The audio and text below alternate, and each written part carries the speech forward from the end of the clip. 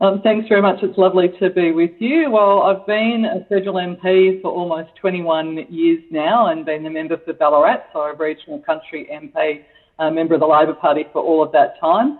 Various points while we've been in government. When we were last in government, I was Assistant Minister to the Transport Minister, so I had all of the Australian design rules, all of the regulatory arrangements when it came to the transport sector. And more latterly in that government, I was Minister for Local Government as well as Regional Development. And now, in the new Albanese government, I am the Minister for Infrastructure, Transport, Regional Development and Local Government. So that means in the infrastructure portfolio, I invest lots of money with states and territories and local government on roads and rail and airports and ports. In the transport space, regulate aviation, regulate the transport sector, a whole lot of things like that. In the regional development, really, it's about trying to look at how you improve regional economies. So lots of investment opportunities there and also with local government. Look, I think it's pretty exciting. I think that we're seeing people, the uptake slowly increasing here in Australia. And obviously, there are significant issues about availability of electric charging and about the cost as well. So I think it's pretty exciting. I think as we saw at the last election, people really do care deeply about their climate and contributing. We say that with the amount of people who've got solar panels on their roofs, so they're actually know that it economically makes sense, but also makes sense for the environment. So I think we've got an exciting future, but it's not going to be easy. This country's big. We've got lots of roads. We've got lots of distances between towns and the infrastructure's not quite there yet. So we've got a lot of work to do, but I think it's pretty exciting, and I'm really excited by. I look at some of the industries that I work with in the transport sector. So heavy vehicle industry, the rail industry, the shipping industry. Everybody's talking about what do we do, and a lot of it's being driven by environmental issues, but it's also being driven by cost. Well, I think what we're going to see is greater choice for people. I think the sort of availability of electric vehicles really opening up. I think we'll see, you've started to see some of the electric utes that are over, they can pick up trucks in the US, but the sort of capacity is improving, the technology is improving all the time. So I think it's really going to be about choice. But I certainly can't ever see a circumstance. I judge every year this fantastic thing at the Bellardo tractor pull. I judge the classic car show each year. I've done that for almost 20 years now. And, I can't imagine a circumstance, where there aren't, these beautiful classic cars, although, now I'm seeing the cars I drove as a kid, the HQ Holden is now a classic, was the car I learned to drive in. But, there's still going to be, we're still going to see fuel cars, but really it's about transition. And really that's going to be driven by consumer demand and also choice. So I think that's what we're going to see. And I guess it's really up to all of us how fast that transition actually occurs. And it's up to me and politicians to try and work out how do we actually make more choice available to people. Yeah, make sure you've got good policy makers in the room. So yesterday, the contrast couldn't have been stronger between Chris Bowen, who's got an inner city electorate, 168 square kilometres vehicle. I've got an electorate of almost over 5,500 square kilometres. A lot of country road, a lot of big distance. I tow a 1970s caravan around as a mobile office regularly throughout, and anyone who knows them, they're really heavy. I don't have an electric vehicle because there's nothing on the market currently for me that's suitable. And so really having both of us involved in the EV strategy is really about, and going out broadly to consultation to the community, is actually about saying, how do we make this transition work? What are the barriers? What are the incentives we need to put in place?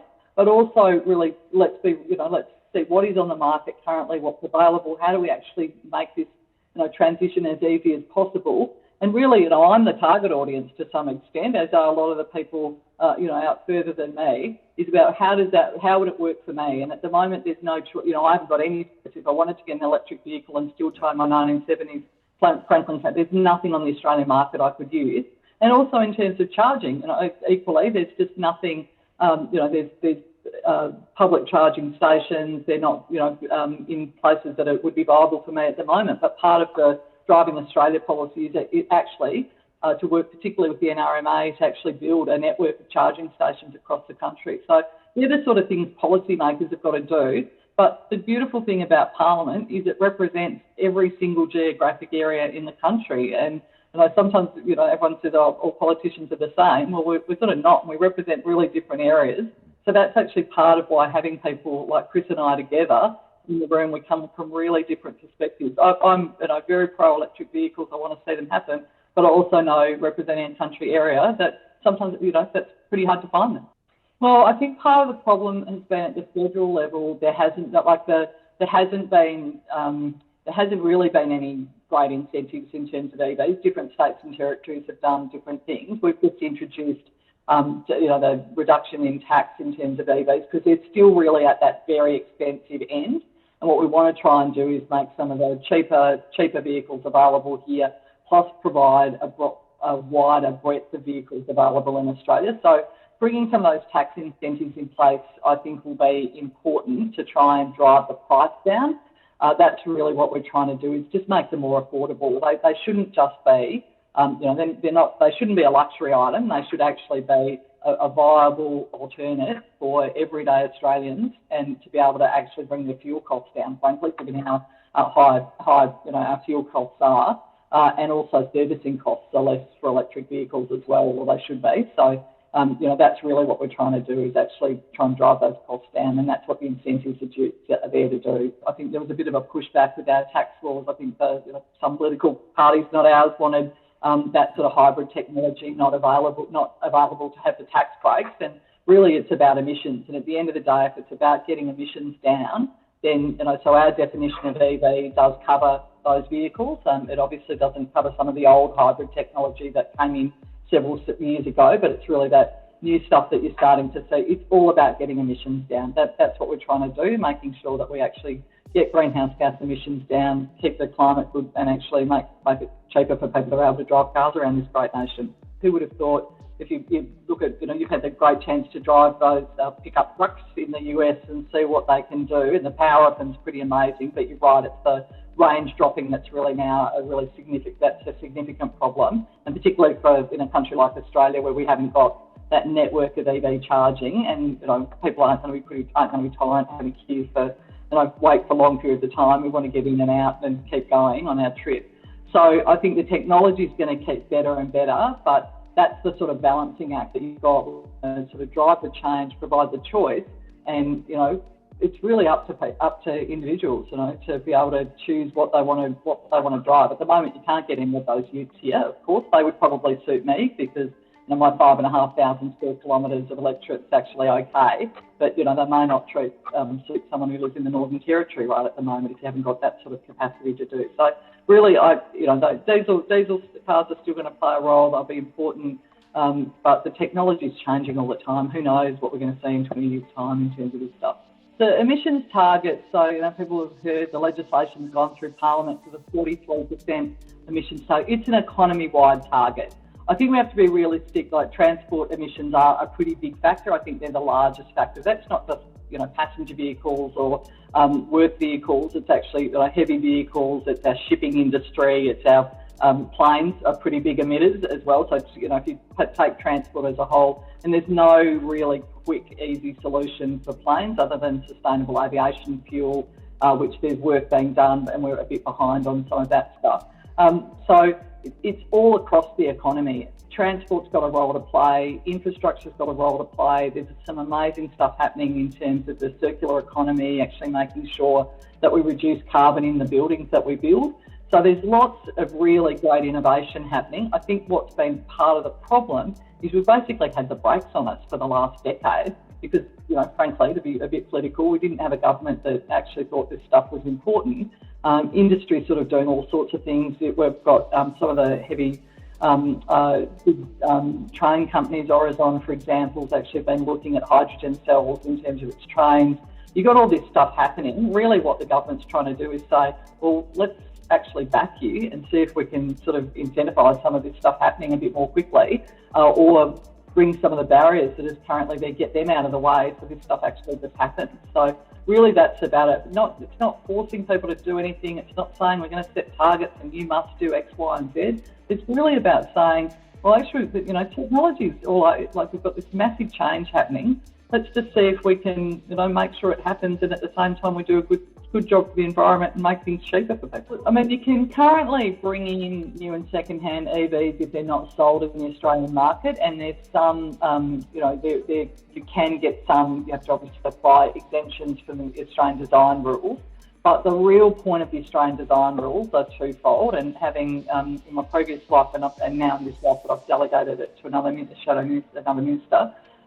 these Australian design rules, there are actually two things that they're meant to do, and they're to keep the fleet that's on Australian roads the safest it possibly can be for Australian conditions, and also make sure that these cars can be serviced here in Australia. It's all very well, I've heard examples, not in the EV space, but I've heard examples of people importing a cheaper vehicle, thinking it's the best thing since sliced bread, and then they can't actually service it anywhere in the country, and it costs them an absolute bomb to try and actually deal with this. So that's what the Australian design rules are there for. Having been the person who's administered those, they're these really big technical things that car enthusiasts will probably know them much better than even I do, but that's what they're designed to do. So I think that, there's lots of people in the economic space who go, we should get far more, second-hand vehicles in. I have my lovely colleague Andrew Lee, who's a very fantastic economist. He comes up with some ideas every now and again about this, and I just go, mate, this is what this is about. It's actually about safety, servicing, and again, as you say, we don't want to be a dumping ground for cars at the end of their life phase, and that's actually not good for Australian consumers if we do that. So, but the danger is if we don't do something about actually getting new vehicles and new technology in, we'll be the dumping ground for the most polluting cars in the world, and we don't want that to happen either. Have you driven an electric car yet, Minister?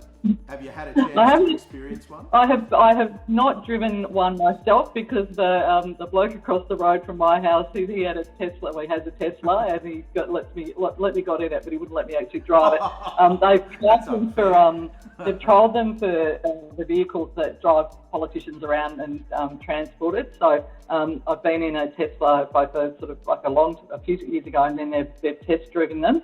I'd say my experience, I reckon, with the Tesla, particularly on country roads, the passenger experience wasn't as good as it could have been. So I'd much rather see, I reckon there's some better fleet out there for those, but it's certainly bloody powerful. Like, it took off like anything. I couldn't believe it. Yeah. So that's, So I think there's, again, this is exactly what it's about. It's about, like, we should have, as you said, you've driven more vehicles than I've probably had hot dinners, and I reckon trying to actually get, really like some of those here into this market, I think would be a much better thing than actually having that choice. So, because there's some really amazing ones on the market at the moment in other countries. I think, you would know, with the car industry leaving our shores, that all of that design work, that really amazing technology, that is like, it drove innovation, not just in cars, but across a whole lot of R&D in engineering. Like, that's what it was for, and it was why you always had, on our side of the house particularly, it was often the science and industry minister who was absolutely passionate about it, keeping the car industry here for that purpose. Yep. And we are great at this stuff. We are really good at research, design. And we've got this other end where we've got this, amazing abundance of critical minerals. So what you'll have heard Minister Ed Husak, who's got industry, what you'll hear Chris Bowen, who's got climate change and energy, what you'll hear me with regional development and transport, to all talk about is we want to make far more things here in this country, and we want to actually incentivise the capacity for Australian manufacturing. And if that means, cars being made, then great. Car componentry, we've got a long history of it. I've got a long history of it in my own electorate. They're the sorts of things we'd like to see, and I think you're starting to see. So the battery project up in Queensland is going to be a great example of that. So the more the better. The more we build here, the more we employ, the more we use Australian technology, the better.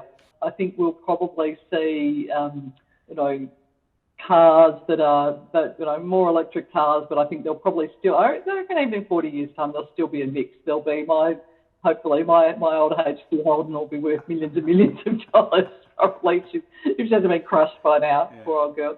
I think things won't look, they're going to look a bit different, but I think we will see more electric vehicles. I've got one of the projects I'm responsible for is actually trying to start the long process of bringing high-speed rail down the east coast. So, maybe we'll even have a high-speed rail, who knows, in 40 years' time from Ballarat to Melbourne. I think we'll see.